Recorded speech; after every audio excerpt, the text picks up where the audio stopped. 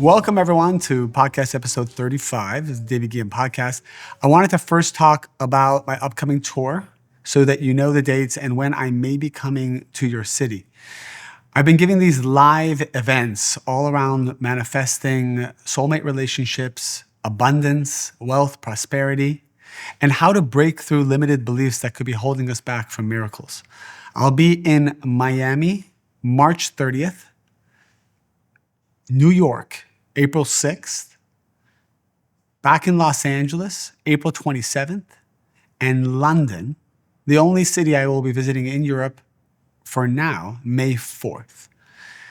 These events have been absolutely life-changing, especially since a lot of people are coming together and meeting each other, creating a spiritual community, which I find to be so profound and really the only way for us to grow. It's to have friendship, community, and connect to like-minded souls who can help us on the journey. So hope to be able to see you at a live event soon. Let's talk about the energy of this week. One of the energies that are coming down into this world at this time is this idea of being able to simplify our lives. And what often people don't know is that they have the ability to ask the creation to simplify things for them. You are able to put a spiritual filter on this world so that certain people do not come to you, certain circumstances that are draining you or lowering your vibration do not come down into your life. You are able to put on a spiritual filter whereby only things that are blessings to you or miracles for you will be able to come to you. And we know this because we see how powerful and effective prayer is. Prayer, which we've been speaking a lot about in our classes, and if you've been watching some of our videos, prayer is the most powerful technology in order to create a vessel for the light of the Creator. But what does that really mean? What does it mean to create a vessel? A vessel is simply a revelation of a new destiny. When you have a greater vessel, a different vessel than what you had before, you have a different movie, you have different actors, you have different relationships coming in. Change your vessel and you change your movie. This is what actually puts the filter on your creation. You know, many times you go to websites and you're looking for maybe an article of clothing. And they're showing you everything for men, for women. They're showing you formal wear, lounge wear, casual, shoes, shirts, pants. You're only looking for something specific, but you're having to sift through all these products.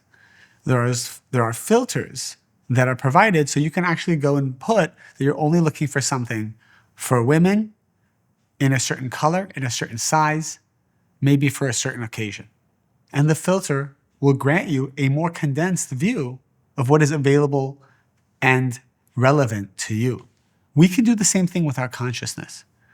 Our vessel is comprised of our desires, of our intentions. And part of what prayer does is it helps us solidify what our desires and intentions are. For example, the sages say that if you went for a walk and talked to the Creator out loud for 1 hour about any topic, and you clarify to yourself and to the Creator something you desire, for example, you said, I desire clarity about my relationship. I desire clarity about my career, whether I should stay or I should go. And you asked literally over and over again for an hour, what is the right thing to do? What do I need to change in order to know what the right thing to do is? Creator, guide me, show me, help me find clarity in this decision. And you repeated that over and over again for 10 minutes, for 30 minutes, for an hour.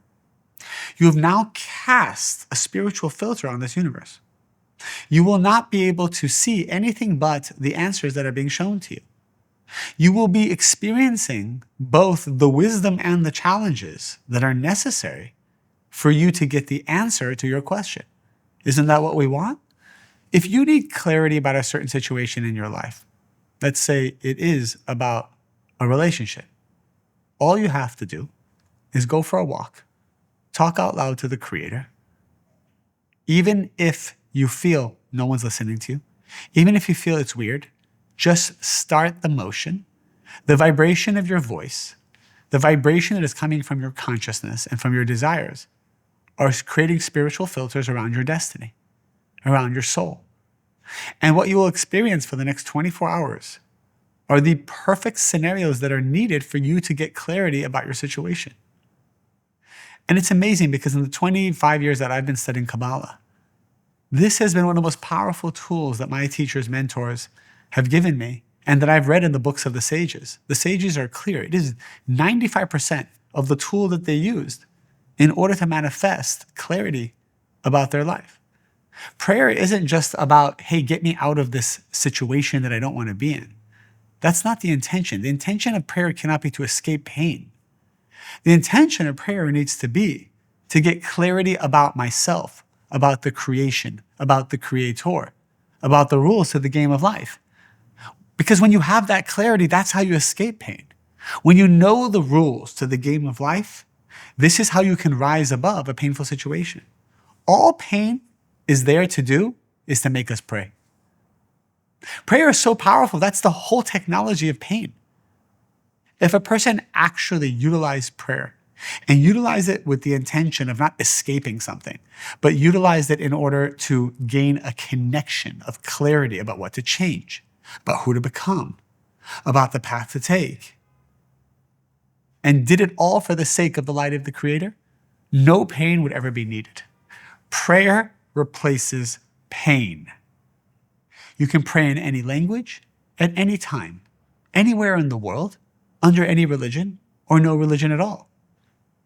All that is required is that you believe that there is a force, an endless force, called the light of the Creator, that wants to be revealed. That's all you need to have. And guess what? Even if you didn't believe in the Creator, you can pray and ask to be shown that a Creator exists. So let's say you don't even believe there's a God.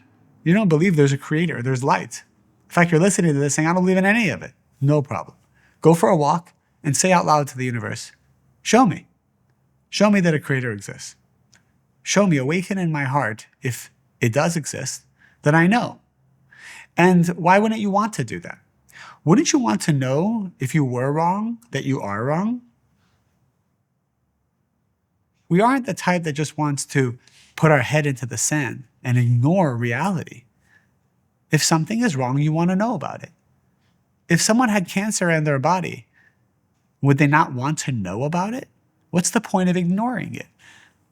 And so everything can be revealed through the power of our voice, through the power of speaking out loud to the Creator, especially when it includes the intention of wanting to bind our soul to the light of the Creator. Clarity is seconds away for each one of us at any moment, anywhere in the world. There is nothing holding us back from clarity at any moment. There is nothing holding us back from achieving anything and everything at any moment. And it's that consciousness alone that also empowers the prayer, that makes it more powerful. It says that there are many things you can add to the power of prayer to make it even more powerful. So the simple act of doing it, yes, this will work. This will create the vessel for miracles. But how do we add something to the prayer to make it even more miraculous? Well, number one, the Zohar teaches that there's 3 types of prayer. It says that there's the prayer of King David, there's the prayer of Moses, and there's the prayer of the poor. And the sages explain what this means. It's a code.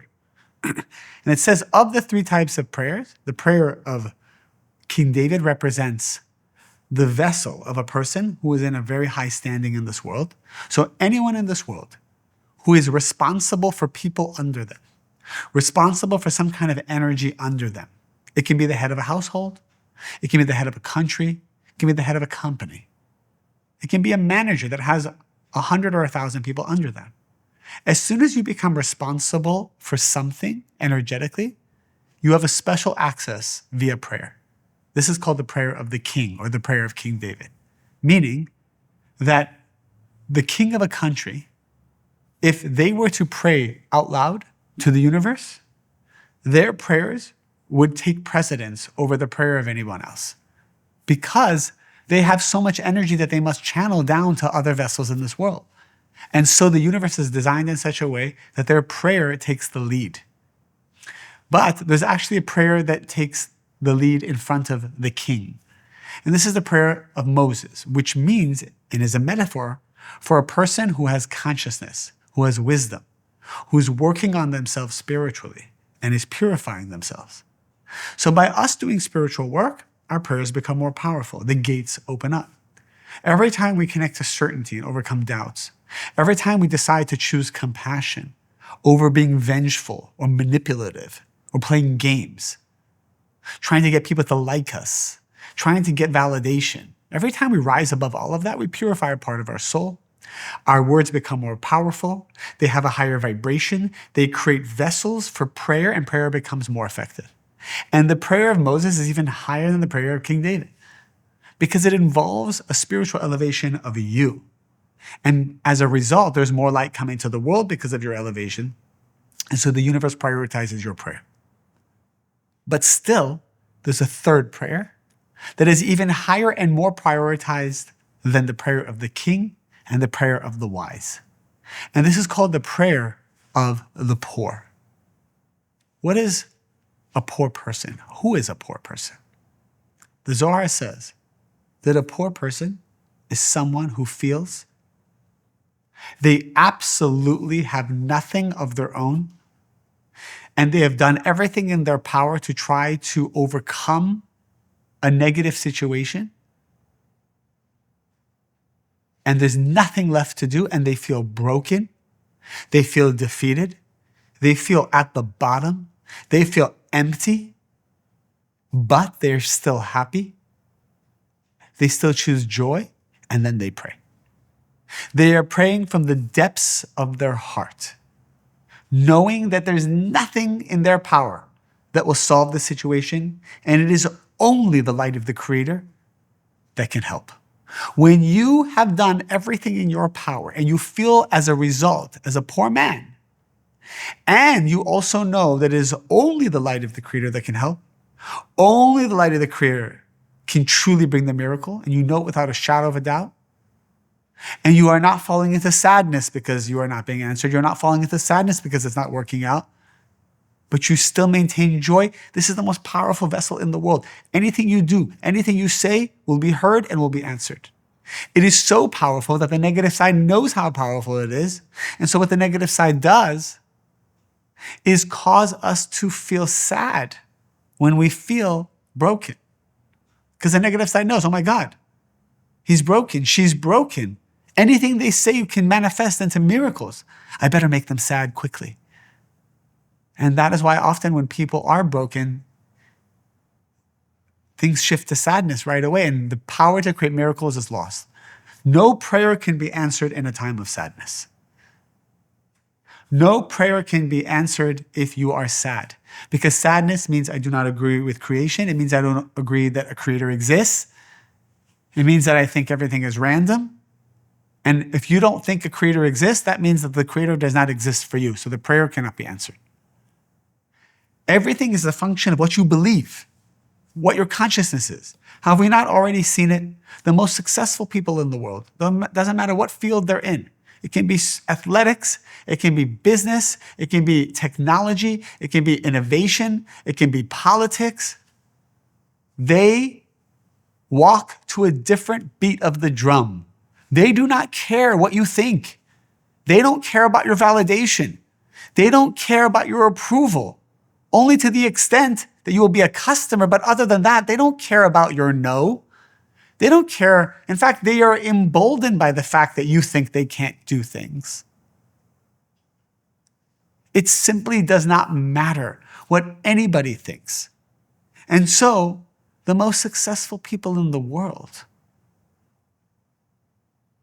are not falling in line with the vibration of everyone else. They simply do not care, nor are they thinking about what anybody thinks. They have a vision, they have a belief system, and even if science itself is saying you can't do it, but they feel they can, they move forward and they manifest it. And we call these the innovators of our time. You will never see a Times Person of the Year or the 100 biggest innovators or disruptors of our time in different magazine articles. You'll never see people who just followed the herd, who just lived their life to try to get everyone to like them and just took in what everyone said and lived their life accordingly. These people have visions. They are granted vision from above. They have certain belief systems that are unlimited. And they are most likely solving a problem that has never been solved, and that's why everyone is naysaying them. Every time we kowtow to someone and try to gain their approval and we try to adopt their consciousness, we are committing spiritual suicide. And we're closing up our own vessel to receive miracles. And do you know what happens to someone who commits spiritual suicide? Someone who closes off their vessel, who does not believe in their power, who does not believe in their imagination, who does not believe in their worth, who does not believe in the vision that the Creator gave them. You know what happens to them? Only pain and suffering.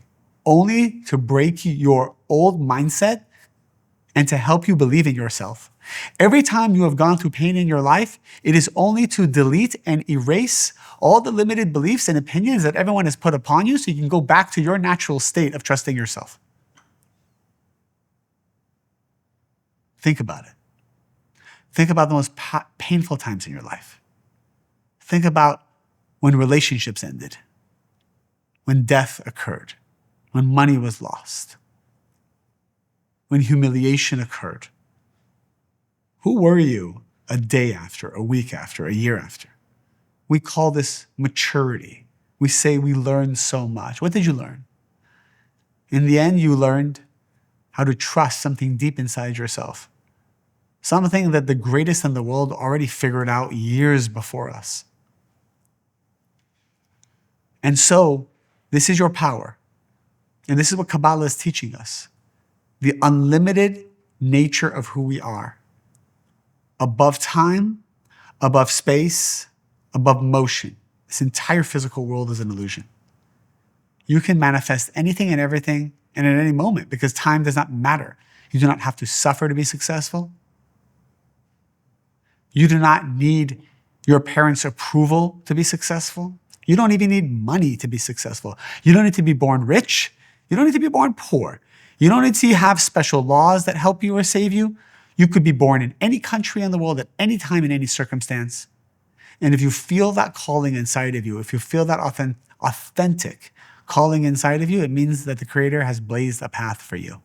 And the only thing that's going to stop that path from coming to fruition is other people's opinions and projection of their tikkun, their soul's correction upon you.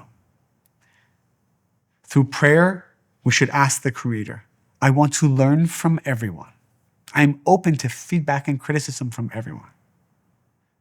But I hope, now hope is not a good word, but I pray and I ask that you always show me how to receive the opinions and feedbacks of others without losing the calling of my soul, without losing the intuition that is deep inside of me. I came to this world to manifest something for you, Creator. And I pray that I never lose sight of that. Make that voice loud. Make it louder than the voice of my parents. Make it louder than the voice of my enemies. Make it louder than the voice of my investors. Make it louder than the voice of my customers. Louder than the voice of the news. Louder than the voice of the social media posts that are always screaming at me. Make it so loud that I know the path to take. And it simplifies this world. It refines it. It puts it through a spiritual filter where all I see, Creator, is what you want me to see and the path that you want me to go on.